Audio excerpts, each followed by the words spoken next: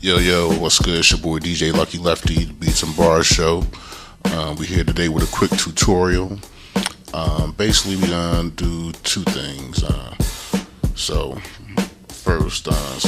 if you only have two turntables or two CDJs, whatever, but you want to be able to scratch on both A and B decks plus your remix decks, and you want to be able to switch back and forth, we're gonna show you how to do that. And then also, we're gonna get into a little bit of Midi Mapping. And we're gonna Midi map to be able to automatically switch back and forth between deck A and C being on scratch control through just one touch on the keyboard. So hopefully you enjoy. Here we go.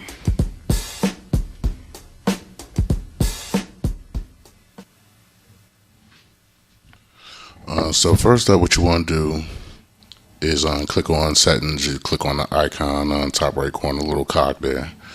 And you want to go to your input routing. You want to make sure that decks A and C or decks B and D, whichever two you're linking to switch back and forth between, are both on the same inputs. So you'll see I have my deck A and deck C are both loaded on channel A left and right. Then you want to come down to the time code. You want to make sure that both decks A and C are set for scratch control.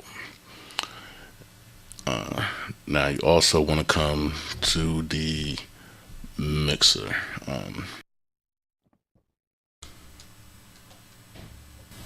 So actually, let me just change my view real quick to the mixer view.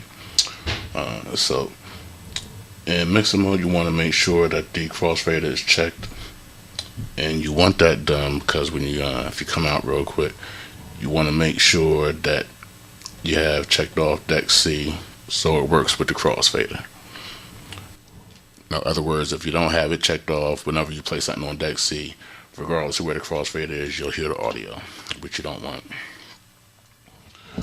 So next up, you're going to go back into your settings. So we're going to click back on the cogwheel over here. So this time you want to come under Control Manager.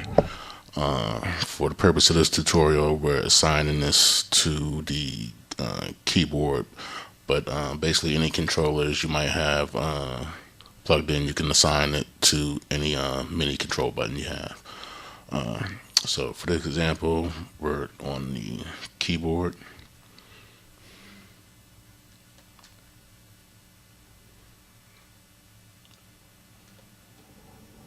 And so basically, first thing we're going to do, if you come into add in, you're going to go to time code, and you want playback mode.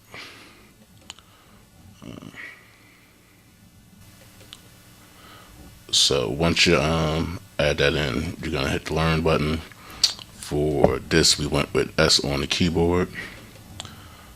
On the button, you want that to be direct, and for the set value, you want relative mode. For the assignment, you want to assign to deck C.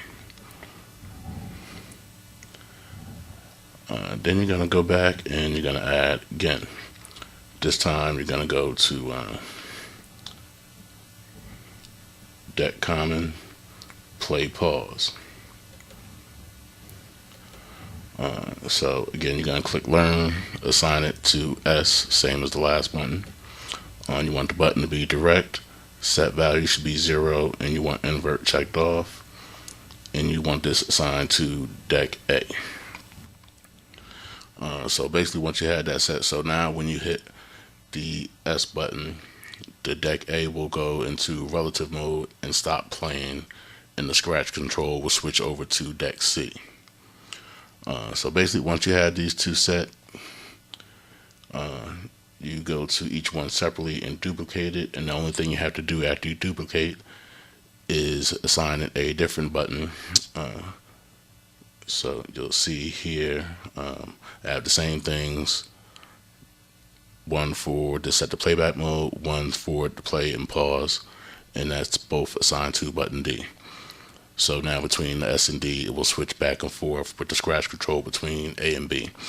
Now the one thing to point out, the play and pause, the second function, is optional. This is if you want, when you switch decks, you want, say if I'm playing in deck A and the scratch controls on deck A, when I switch it to B, if I want deck A to stop playing completely as I become scratch controlled enabled on C, that's what the play pause function here is for.